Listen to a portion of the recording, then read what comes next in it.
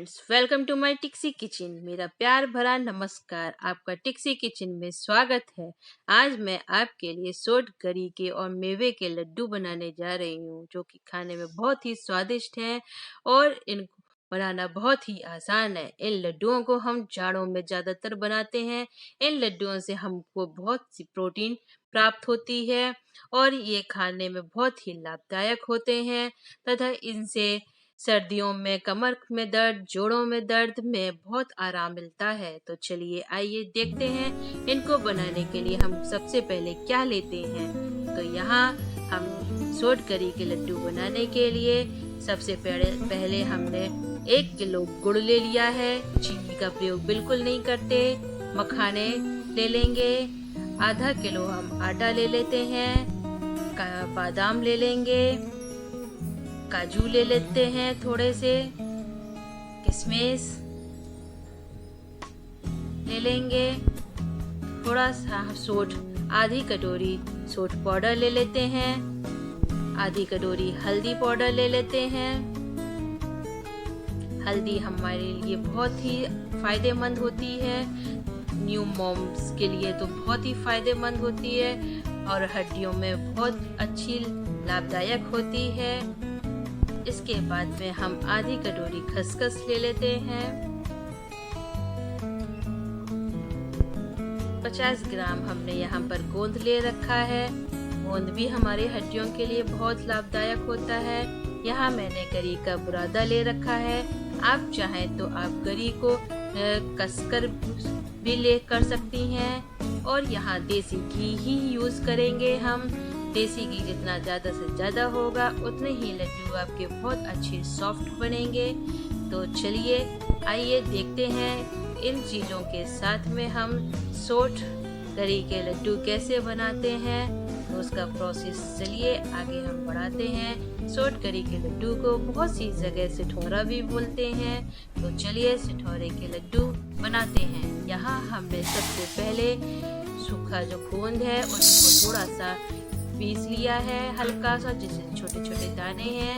फिर उसके बाद में यहाँ सूखी साफ कढ़ाई में इनको हम भून लेंगे। ये देखिए इनको हमने थोड़ा सा ड्राई कर लिया है।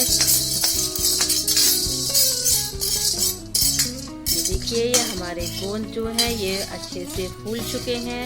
इनको हम अलग निकाल लेंगे। अब हम जब इनको फ्राई करेंगे तो ये हमारे बहुत अच्छी से फ्राई हो जाते हैं। अब हमने कढ़ाई में देसी घी डाल लिया है और जो मेवा है उनको हम फ्राई कर लेते हैं। तो यहाँ मैं सबसे पहले काजू फ्राई कर रहे हैं। ये देखिए मीडियम फ्लेम में हम काजुओं को जल्दी से फ्राई कर लेते हैं फटाफट। करने के बाद में अब हम बादाम डालेंगे। बादाम को भी हम फ्राई कर लेते हैं। ज़्यादा समय नहीं लगता है, बहुत जल्दी ही ये बादाम भी हमारे फ्राई हो जाते हैं अच्छे से। तो ये देखिए बादाम में भी हल्की हल्की सी लालामी आ गई है। अब हम इस बादाम को भी निकाल लेते हैं।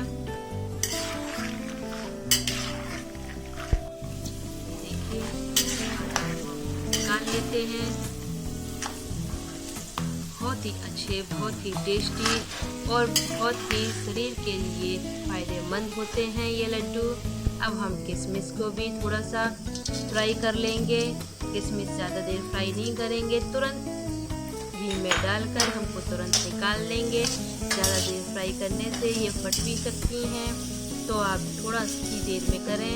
अब इसके बाद में हम गोंद को भी फ्राई कर लेते हैं। ये देखिए अगर हम गोंद को पहले नहीं भूनते तो ये हमारे दांतों में लगता है, इसलिए पहले हम गोंद को सूखी कढ़ाई में भून लेते हैं। फिर उसके बाद में ऑयल में फ्राई करते हैं। तो ये देखिए कितना बढ़िया अच्छा गोंद हमारा फूल कर आया है। ये आपका दांतों में बिल्कुल नहीं चुभेगा। तो ये देखिए कितने बढ़िया फूले आया है गोंद। अब इनको हम निकाल लेते हैं गोंद को। गोंद से हमारी हड्डियाँ बहुत मजबूत होती हैं, वो गोंद जितना ज़्यादा से ज़्यादा आप खाएंगे, बच्चों को देंगे, उतना ही ज़्यादा बच्चों की हड्डियाँ मजबूत होंगी और बच्चे स्ट्रॉन्ग बनेंगे। अब आइए हम मखानों को भी फ्राई कर लेते हैं। मखाने में भी फाइबर होता है जो कि न्यू मॉम्स के लिए बहुत ही फ़ायदेमंद होता है, तो इसको भी आप ज़रूर डालिएगा और अपने अनुसार और भी मेवे आप घटा बढ़ा सकती हैं। ये देखिए मखाना भी हमारा अच्छे से भुन चुका है, ये बिल्कुल हाथों से ही पिस रहा है। अब हम इन मखानों को भी अलग एक बड़े से बर्तन में निकाल लेते हैं। ये देखिए अब हमने निकाल लिया है। इसके बाद में अब हम यहाँ पर थोड़ा सा मैंने गरी का बुरादा ले रखा है। आप चाहें तो गरी को कद्दूकस से कस भी सकते हैं। तो ये देखिए अब गरी का बुरादा मैंने हल्का सा इसको भी भून लिया है। अब इसी में ही हम आधी कटोरी खसखस डाल लेते हैं, उसको भी हम भून लेंगे। ये देखिए अब हमने खसखस डाल दिया है। तो ये खसखस भुनने के बाद में अब ये जो हमारा सोट पाउडर है जो कि अदरक को सुखा कर बनता है, उसको भी हम डाल लेते हैं। थोड़ा इसको भी थोड़ी देर चलाने के बाद में जो हमारी सबसे मेन ज़रूरी चीज़ है वो है हल्दी। तो हम अब इसमें हल्दी भी डाल देते हैं। हल्दी बहुत फ़ायदेमंद होती है और जाड़ों में तो हल्दी एक तरीके से दवाई का काम करती है, तो आप हल्दी डाल दीजिएगा। और थोड़ा सा क्वांटिटी बढ़ाने के लिए यहाँ मैंने आधा किलो आटा गेहूँ का आटा लिया है, इसको भी अच्छे से हम भून लेते हैं। अब इन सब चीज़ों को हम एक साथ भून लेंगे जब तक हमें आटे की अच्छी सी पकने की स्मेल ना आ जाए, तब तक हम इसको धीमी मीडियम फ्लेम पे हम भून लेंगे। ये देखिए लेकिन हम बराबर चलाते रहेंगे जब तक हमारा वो मिक्सचर भून रहा है। तब तक यहाँ ड्राई फ्रूट्स हम अच्छे से चॉप कर लेते हैं। तो ये देखिए सबसे पहले हम गोंद को इस तरीके से कूट लेते हैं। तो ये देखिए बहुत ही आसान तरीके से, खूब अच्छे तरीके से ये हमारी कितनी अच्छे से ये कुट चुकी है और बिल्कुल पाउडर हो रही है। इसी तरीके से में हमको दरबरा ये सारे मेवे भी काट लेने हैं। तो ये देखिए ये बादाम भी हम नाइफ की हेल्प से काट लेंगे और हमको आप चाहें तो इसको ग्राइंडर में ग्राइंड भी कर सकती हैं, लेकिन इन लड्डुओं में साबुत ही मेवे अच्छे लगते हैं, तो इसलिए आसानी से ये नाइफ से ये कट जाते हैं।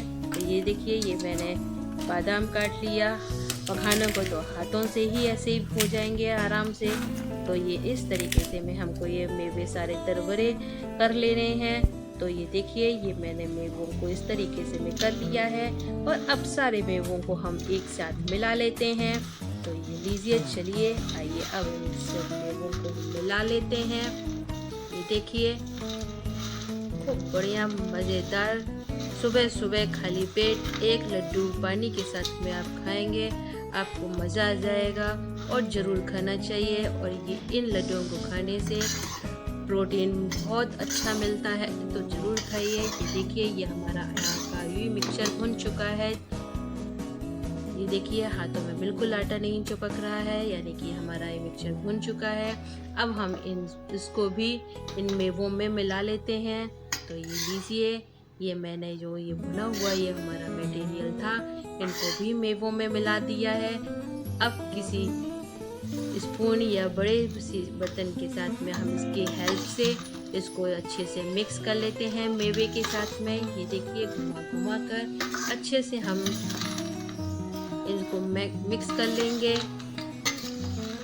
लीजिए ये हमने इसको मिक्स कर लिया है। यहाँ हम चीनी का प्रयोग बिल्कुल नहीं करेंगे। चीनी ठंडी होती है और जाड़ों में हमें ठंडी नहीं खानी है, इसलिए यहाँ पर हम गुड़ का ही इस्तेमाल करते हैं। तो ये देखिए ये हमने गुड़ यहाँ पर ले लिया है। यहाँ मैंने साबुत गुड़ डाल लिया है। आप चाहें तो आप पहले से ही थोड़ा सा तोड़ लें और सिर्फ गैस फ्लेम जब तक गुड़ उतना ही हमको मेल्ट करना है, जब तक ये हमारा मेल्ट ना हो जाए इस बात का आप अच्छे से ध्यान रखें कि गुड़ का हमको पाक नहीं बनाना है। सिर्फ गुड़ उतनी ही देरी हमको गर्म करना है जब तक ये मेल्ट ना हो जाए। ये देखिए, ये हमारा मेल्ट हो गया है। अब हम यहाँ पर देसी घी डालेंगे। जितना ज़्यादा से ज़्यादा देसी घी हमारा पड़ेगा उतने ही लड्डू बहुत अच्छे स्वादिष्ट टेस्टी बनेंगे। तो ये लीजिए, ये मैंने यहाँ पर घी डाल दिया है और अब बस ये हमारा गुड़ भी मेल्ट हो चुका है। इसका हम गैस की फ्लेम बंद कर देते हैं क्योंकि हमको इसका पाक नहीं बनाना है, बस गुड़ को मेल्ट करना है। ये देखिए, हमारा अच्छे से मेल्ट हो चुका है। अब आगे का प्रोसेस करते हैं, चलिए आइए। तो यहाँ पर अब हम इसको धीमे धीमे कर जो ये हमारा मिक्सचर है उसमें हम ये गुड़ डालेंगे। ये देखिए, बिल्कुल कितना बढ़िया अच्छा मेल्ट हुआ है। तो ये लीजिए, थोड़ा थोड़ा कर हम इस मिक्सचर में गुड़ डालते जाएंगे और अच्छे से इसको मिलाते जाएंगे दोनों हाथों से। ये देखिए, ये इस तरीके से हमें गुड़ को और मिक्सचर को मिलाना है जब तक ये हमारा मिक्सचर एक सा नहीं हो जाता है। और ये काम जरा थोड़ा जल्दी जल्दी करना है क्योंकि गरम गरम में ही लड्डू बनते हैं। अगर आपका ये ठंडा हो जाएगा तो लड्डू नहीं बनेंगे, इसलिए जरा थोड़ा सा हाथ जल्दी चलाइए और फटाफट लड्डू बनाते हैं। तो ये देखिए, ये इस तरीके से मैं पूरे गुड़ को हमने एक साथ मिलाकर अच्छे से इसको दबा लेते हैं जिससे कि ये ज़्यादा देर तक गरम बना रहे। तो इन सबको एक सा कर लेते हैं। बहुत ही फायदेमंद लड्डू होते हैं। अक्सर ज़्यादातर ये लड्डू न्यू मॉम को खाने को मिलते हैं और उनके लिए बहुत ही फायदेमंद होते हैं। तो ये देखिए, जब अब ये मैंने एक साथ कर लिया है, अच्छे से दबा लिया है। अब हाथों में थोड़ा सा हम घी लेते हैं, हाथों को चिकना करते हैं और थोड़े सा इस तरीके से मिलाकर इसको लड्डू का शेप बना देते हैं। ये देखिए, कितना बढ़िया मज़ेदार कितना सॉफ्ट लड्डू बनकर आया है।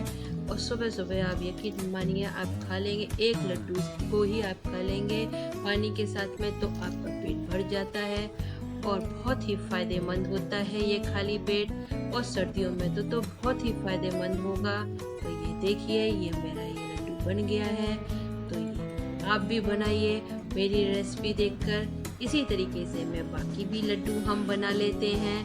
तो ये चलिए आगे बाकी लड्डू भी बना लेते हैं। ये देखिए, मैंने बाकी लड्डू बना लिए हैं। वाह, क्या बात है, कितने बढ़िया अच्छे शाइनिंगदार लड्डू लग रहे हैं देखने में। बहुत ही गुड़ और सोंठ के लड्डू आप भी ज़रूर बनाइए जाड़ों में और इनका आनंद लीजिएगा, मज़ा आ जाएगा आपको।